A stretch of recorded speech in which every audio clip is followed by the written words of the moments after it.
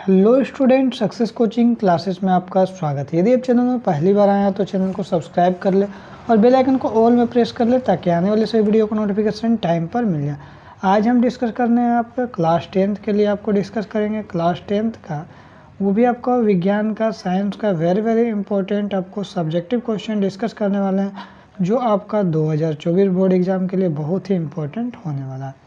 देखिए, सबसे पहले यहाँ पर क्वेश्चन क्या बोल रहा है, जो धोने का सोडा एवं बेकिंग सोडा का दो उपयोग बताइए। तो सबसे पहले आपको ये बता देते हैं, धोने का जो सोडा है उसका सूत्र क्या होता है, फार्मूला क्या होता है। तो याद रखिएगा Na2CO3, जिसको हम लोग क्या बोलते हैं, सोडियम कार्बोनेट बोलते हैं। यहाँ तक क्लियर हो गया। अब देखिए, हम आपको बताने वाले हैं जब बेकिंग सोडा जो है, इसको खाने वाला सोडा भी बोलते हैं, इसका फार्मूला क्या होगा। तो याद रखिएगा NaHCO3, इसको हम लोग क्या बोलते हैं, सोडियम बाइकार्बोनेट बोलते हैं। दोनों का फार्मूला क्लियर हो गया। आगे देखिए क्या बोल रहा है यहाँ पर। सबसे पहले हम लोग लिखेंगे धोने का सोडा को उपयोग लिखेंगे। तो धोने का सोडा का उपयोग करते हैं कांच, साबुन तथा कागज उद्योगों में किया जाता है। आगे देखिए, घरों में साफ सफाई के लिए भी हम लोग धोने का सोडा का हम लोग प्रयोग कर लेते हैं। आगे देखिए यहाँ पर बोल रहा है बेकिंग सोडा का दो उपयोग बताइए। हम उसके बाद क्या बताएंगे, बेकिंग सोडा का। देखिए, सोडा अम्ल अग्निशामक में बेकिंग सोडा का उपयोग करते हैं। खाने की चीज़ों को मुलायम और स्पंजी बनाने के लिए हम लोग बेकिंग सोडा का प्रयोग करते हैं। आगे देखते हैं क्या हमारे एग्जाम के लिए इम्पोर्टेंट है। देखिए क्या बोल रहा है, जल की अनुपस्थिति। यहाँ थोड़ा चीज़ों को देखिए, गौर करिएगा क्वेश्चन। जल की अनुपस्थिति में अम्ल का व्यवहार अम्ल क्यों नहीं होता। देखिए, जल की उपस्थिति, यदि जल है तो जल की उपस्थिति में क्या होगा, H+ आयन देगा, और H+ आयन देगा तो क्या होगा, अम्ल का व्यवहार होगा। लेकिन यहाँ पर क्या बोल रहा है, जल की अनुपस्थिति। यदि जल का अनुपस्थिति, यदि जल ही नहीं रहेगा, जल की अनुपस्थिति रहेगा तो H+ आयन देगा, H+ आयन भी नहीं देगा तो अम्ल व्यवहार प्रतीत नहीं करेगा। यही यहाँ पर क्वेश्चन बोला है, जल की अनुपस्थिति में अम्ल का व्यवहार अम्ल क्यों नहीं होता। तो क्या लिखेंगे, क्योंकि जल की अनुपस्थिति में H+ आयन उत्पन्न नहीं करेगा, क्योंकि जब जल रहेगा तो H+ आयन मिलेगा, जल नहीं है तो H+ आयन भी नहीं मिलेगा, इसलिए अम्ल का व्यवहार अम्लीय नहीं होता है। केवल जल की उपस्थिति में ही H+ आयन उत्पन्न होता है, केवल जल की उपस्थिति में ही H+ आयन मिलेगा तथा अम्लीय अभिलक्षण दर्शाने के लिए आयनों का बनना बहुत ज़रूरी है। याद रखिएगा, जब जल की उपस्थिति होगा तो क्या मिलेगा हम लोगों को, H+ आयन मिलेगा। यदि जल की उपस्थिति नहीं है तो H+ आयन भी हम लोग को नहीं मिलेगा। यहाँ तक क्वेश्चन क्लियर हो गया। आगे देखते हैं तीसरा क्वेश्चन क्या बोला। ताज़े दूध के pH मान यदि 6 है, ताज़ा दूध लिए उसका pH मान यदि 6 है तो दही बन जाने पर इसके pH मान में क्या चेंजिंग होगा, क्या परिवर्तन होगा, अपना उत्तर समझाइए। तो इसको हम लोग कैसे सॉल्व करेंगे, देखिए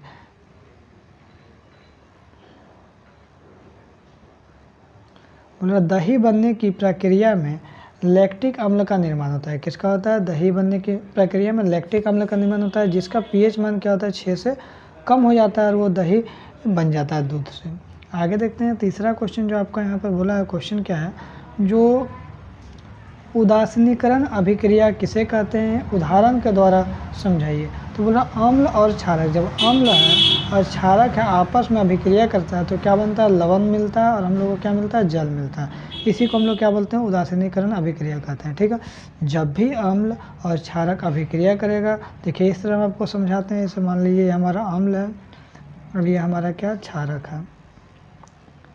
ये जो अभिक्रिया करेगा तो क्या मिलेगा, लवण बनेगा और क्या मिलेगा, हम लोगों को जल मिलेगा। इस तरह से मिलेगा। देखिए इसे यहाँ पर आपको, ये क्या है आपको NaOH, मतलब ये क्या है, क्षारक है, सोडियम हाइड्रोक्साइड, और HCl ये क्या है, अम्ल है। तो अम्ल और जब देखिए क्षारक अभिक्रिया किया तो NaCl क्या बन गया, लवण बन गया, और यहाँ देखिए H2O क्या बन गया, जल बन गया। यहाँ क्लियर हो गया आपको फॉर्मूला से। आगे देखिए, अब यहाँ पर बोल रहा है आश्रित जल विद्युत का चालन क्यों नहीं होता है जबकि वर्षा जल में होता है। देखिए, आश्रित जल का मतलब होता है शुद्ध जल, और शुद्ध जल होता है उसमें जो विद्युत का चालन क्यों नहीं करता है, क्योंकि शुद्ध जल में आपको H+ आयन नहीं बनता है। जब शुद्ध जल में H+ आयन नहीं बनेगा तो विद्युत का चालन नहीं करेगा, जबकि वर्षा जल में H+ आयन बनता है तो इसलिए विद्युत का चालन करता है। तो देखिए हम लोग सबसे पहले लिखेंगे क्या, वो बात को ध्यान दीजिए। तो सबसे पहले लिखेंगे आश्रित जल क्या होता है, शुद्ध होता है, जिसमें H+ आयन या आयन नहीं बनता है। विद्युत का चालन जो होता है आयनों के द्वारा होता है। तो क्योंकि देखिए आश्रित जल क्या होता है, शुद्ध होता है, तो उसमें H+ आयन नहीं बनता है। जब H+ आयन नहीं बनेगा तो विद्युत का चालन नहीं होगा। आगे क्या लिखिएगा, वर्षा के जल में थोड़ी मात्रा में, ज़्यादा नहीं लेकिन थोड़ी मात्रा में अम्ल होता है। वर्षा के जल में जो कुछ मात्रा में अम्ल होता है, क्योंकि वायु में उपस्थित जो हम लोग को SO2 मिलता है और NO2 गैस मिलकर जल से क्या होता है, मिलकर इसे पूरा अम्लीय बना देता है। और जब अम्लीय बन जाएगा तो क्या होगा, H+ आयन उत्पन्न करेगा, तो विद्युत का चालन करता है। ये बात को आप याद कर लीजिएगा, नोट कर लीजिएगा। आगे देखते हैं, ये क्वेश्चन हो गया, ये सब कंप्लीट है। आगे देखते हैं, अब यहाँ पर थोड़ा समझिए, आघात वर्धनता क्या है, उदाहरण देकर समझाइए। तो देखिए, धातुओं का वह गुण जिसको पीट कर पतला चादर बनाया जाता है, तो इस गुण को ही हम लोग आघात वर्धनता बोलते हैं। देखिए, धातुओं को हथौड़े से पीटकर पतली चादर बनाई जा सकती है, तो धातुओं के इसी गुण को आघात वर्धनता बोलते हैं। जैसे सोना और चांदी हो गया। क्लियर है। आगे क्वेश्चन देखिए, एग्जाम के लिए क्या इंपॉर्टेंट है, उभयधर्मी ऑक्साइड किसे कहते हैं, किन्हीं 2 उभयधर्मी ऑक्साइड को उदाहरण दें। तो ऐसे धात्विक ऑक्साइड जिनकी प्रकृति अम्लीय तथा क्षारीय दोनों प्रकार का होता है। ऐसा धात्विक ऑक्साइड जिसकी जो प्रकृति नेचर है, अम्ल भी होगा, क्षारीय दोनों प्रकार का होगा, उन्हें उभयधर्मी ऑक्साइड कहते हैं। जैसे एल्युमिनियम ऑक्साइड हो गया, Al2O3 हो गया, और जिंक ऑक्साइड हो गया, ZnO3 हो गया, और उभयधर्मी ऑक्साइड का ये सब क्या उदाहरण है। कौन कौन सा उदाहरण है, तो याद रखिएगा, आपका एल्युमिनियम ऑक्साइड हो गया और आपका जिंक ऑक्साइड हो गया। ये आपका क्वेश्चन कंप्लीट हो गया उभयधर्मी। अब देखिए, सोडियम धातु को मिट्टी के तेल में डुबोकर क्यों रखते हैं। तो देखिए, याद रखिएगा, सोडियम जो है वो ऐसा धातु है, यदि उसको खुला छोड़ दिया जाए तो वह स्वतः अपने आप खुद जल जाएगा। और जब अपने आप जल जाएगा तो उसको यदि आप पानी में भी रखिएगा तो ठंडा जल के साथ भी अभिक्रिया कर लेता है। तो इसीलिए उसको हम लोग क्या करते हैं, जो किरोसिन तेल में डुबोकर रखते हैं। तो सोडियम अभिक्रियाशील धातु है। क्या लिखिएगा, सोडियम क्या है, बहुत जल्दी अभिक्रियाशील धातु है। यह हवा से स्वतः जलने लगता है। यदि इसको हवा मिलेगा तो क्या होगा, तुरंत जलने लगा, सोडियम ऑक्साइड का निर्माण कर जाता है। समझे। इसलिए इन्हें सुरक्षित रखने के लिए, ठीक ठाक रखने के लिए, आकस्मिक आग को रोकने के लिए मिट्टी के तेल में इसको डुबोकर रखा जाता है। आप भी एग्जाम के लिए ये आपका VVI क्वेश्चन है, क्योंकि एग्जाम में बहुत बार ये क्वेश्चन पूछा गया है। आगे देखिए, आपका और भी क्वेश्चन क्या है, मानव में बच्चे के लिंग का निर्धारण कौन करता है। देखिए, मानव में है ना, जो देखिए नर होता है, जो नर होता है मतलब पिता होता है, उसमें क्या होता है, XY गुणसूत्र मिलता है। और जो मादा होता है मतलब जो माँ होता है फीमेल, उसमें XX गुणसूत्र मिलता है। क्लियर यहाँ तक हो गया। आगे देखिए क्या बोल रहा, किसी भी बच्चे का लिंग निर्धारण इस बात पर निर्भर करता है कि वह अपने जनकों से किस प्रकार का गुणसूत्र प्राप्त करता है।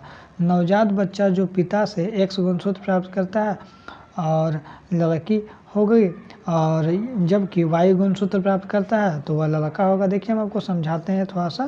देखिए, जैसे मान लीजिए ये आपका पिता है, तो क्या हो गया, XY गुणसूत्र इससे मिल रहा है। आगे देखिए, ये माता है, इससे क्या मिल रहा है, XX गुणसूत्र मिल रहा है। क्लियर है। अब देखिए, अब डिपेंड किससे करता है, इस पे करता है। ये तो देखिए X गुणसूत्र ही देगा, ये क्या देगा, X ही देगा। लेकिन यदि ये X दे दिया, यदि ये आपको ये X गुणसूत्र दे दिया ना, पिता यदि X गुणसूत्र दे दिया तो क्या हो जाएगा, XX हो जाएगा। और XX हो जाएगा तो क्या हो जाएगा, ये आपका लड़की हो जाएगा। क्लियर है। आगे देखिए, अब माता क्या देगा, फिर X गुणसूत्र ही देगा। हाँ, बिल्कुल देगा। और देखिए, मान लीजिए यदि पिता आपको Y गुणसूत्र दे दिया, क्या दिया यहाँ पर, Y गुणसूत्र दे दिया, तो XY हो गया। और XY हो गया तो क्या हो गया, लड़का हो गया। मतलब डिपेंड जो है किस पे कर रहा है, डिपेंड आपको इसमें कर रहा है, पिता गुणसूत्र पे कर रहा है। देखिए, क्योंकि आपको जो माता गुणसूत्र है उसमें आपको XX ही मिल रहा है। मतलब जब भी वो गुणसूत्र देगा, यहाँ पर भी देखिए X ही दिया है और यहाँ पर भी देखिए X ही दिया है। मतलब डिपेंड किस पे कर रहा है, पिता पे। यदि पिता आपको X गुणसूत्र दे देगा तो क्या होगा, लड़के का होगा। यदि पिता जो है Y गुणसूत्र दे देगा तो क्या होगा, लड़का होगा। तो निर्भर किस पे करता है, पिता पे करता है। क्लियर। देखिए, वही यहाँ पर लिखा, नवजात बच्चों को जो पिता है, जो पिता X गुणसूत्र प्राप्त करता है तो लड़की होगा, क्योंकि X यहाँ पर पिता दे रहा है और फीमेल क्या देगा, माता भी X देगा तो लड़की हो जाएगा। जबकि Y गुणसूत्र यदि पिता देता है तो क्या होगा, लड़का होगा। समझ में आ गया यहाँ तक, क्वेश्चन क्लियर हो गया। तो देखिए, आपको ये वाला लिखने के बाद आपको एक डायग्राम जो बना के दिखाना, चित्र जरूरी है पिता का, माता का, जैसे अभी हम आपको बना के दिखाएं। समझ में आ गया, यहाँ तक बना दीजिएगा, जरूरी एग्जाम के लिए।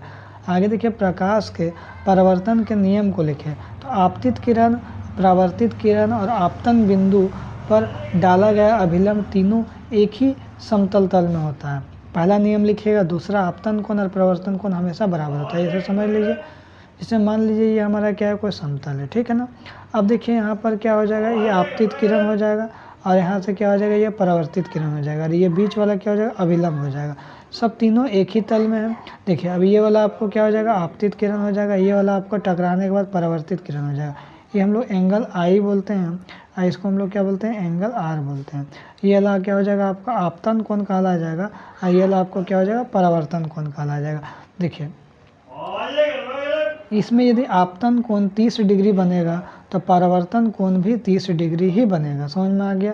देखिए वही बात यहाँ पर लिखा है, आपतित किरण और प्रवर्तित किरण और आपतन बिंदु पर डाला गया अभिलंब तीनों एक ही समतल में होता है, जो दिखा दें। और आपतन कोण और प्रवर्तन कोण क्या होता है, हमेशा बराबर होता है। आगे देखते हैं क्वेश्चन क्या यहाँ पर बोला है। देखिए ये चित्र आपको दिखाया है, लेकिन थोड़ा सा इसमें देखिए ये आपतन बिंदु है, ये समतल है ना जी, आपतन बिंदु समतल दर्पण हो गया। देखिए ये वाला आपका क्या हो गया, अभिलंब हो जाएगा।